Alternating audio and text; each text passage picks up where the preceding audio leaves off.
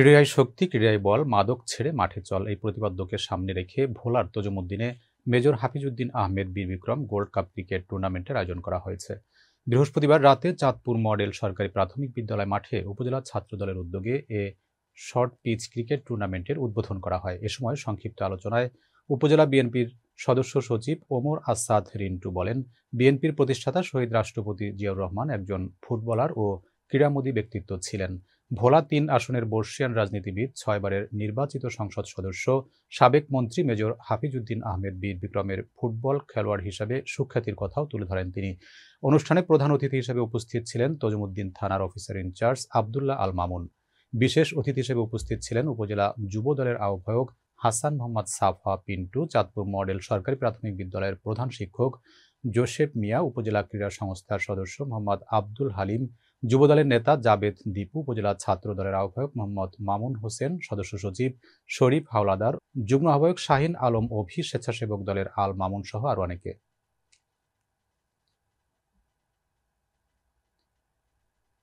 ছাত্রদল help করবে প্রশাসনকে, ছাত্রদলের একটি ছেলেকেও ডিস্টার্ব করা চলবে না বলে মন্তব্য করেছেন ফরিদপুর জেলা ছাত্রদলের সভাপতি সৈয়দ আদনান হোসেন অনু।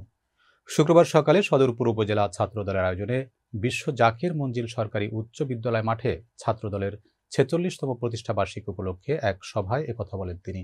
সভায় আরও বক্তব্য রাখেন ফরিদপুর জেলা ছাত্রদলের সাধারণ সম্পাদক তানজিমুল হাসান কায়েস, যুগ্ম সাধারণ সম্পাদক জাওয়াত মোল্লা, সদরপুর সরকারি কলেজ শাখা ছাত্রদলের আহ্বায়ক রুমন মাতুব্বর, উপজেলা ছাত্রদল নেতা নজরুল কবির নীরব সহ অন্যান্য নেতৃবৃন্দ। সভা শেষে একটি বর্ণাঢ্য র্যালি সদরপুরের প্রধান প্রধান সড়ক প্রদক্ষিণ করে।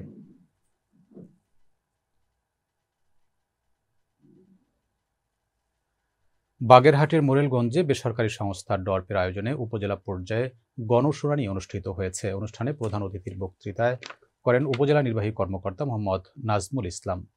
বক্তৃতা করেন যুব উন্নয়ন কর্মকর্তা AKM এখতিয়ার উদ্দিন, মহিলা বিষয়ক কর্মকর্তা রবীন্দ্রনাথ বিশ্বাস সহ আরও অনেকে। জলবায়ুর প্রভাবে ভঙ্গুর যোগাযোগ ব্যবস্থা, অপ্রতুল স্বাস্থ্যসেবা, নিরাপদ পানির সংকট সহ বিভিন্ন দিক তুলে ধরেন ভুক্তভোগীরা। এ সময় প্রশাসনের পক্ষ থেকে পর্যায়ক্রমে সমস্যাগুলো সমাধানের আশ্বাস প্রদান করা হয়।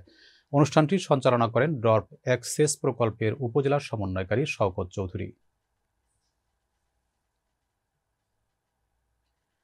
নড়াইলের কালিয়া পৌর যুবদলের সদ্য বিলুপ্ত আহ্বায়ক কমিটি পুনর্বহালের দাবিতে সংবাদ সম্মেলন করেছে কমিটির আহ্বায়ক মোহাম্মদ বখতিয়ার হোসেন ও সদস্য সচিব গোলাম মোশরুফা পল্টু। বৃহস্পতিবার বিকেলে কালিয়া প্রেস ক্লাব হল রুমে এ সংবাদ সম্মেলন করেন তারা। সংবাদ সম্মেলনে লিখিত বক্তব্যে বিলুপ্ত কমিটির আহ্বায়ক মোহাম্মদ বখতিয়ার হোসেন বলেন, যে কারণে যুবদলের জেলা